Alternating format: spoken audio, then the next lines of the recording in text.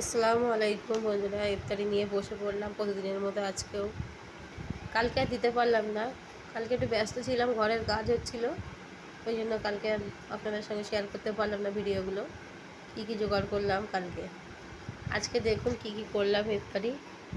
মানে মুখে পানি দেওয়া হয়ে গেছে, খেজুর খাওয়া হয়ে গেছে, ছেলে আর ওর পাপা গেছে নামাজ পড়তে।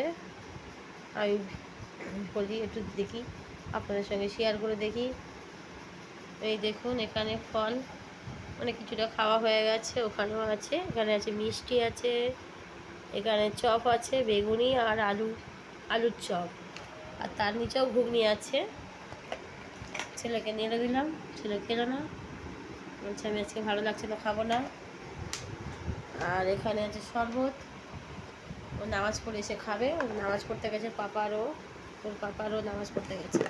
আর এখানে আছে ঘুগনি, ঘুগনিটা গরম আছে, হটপটে রেখে আছি,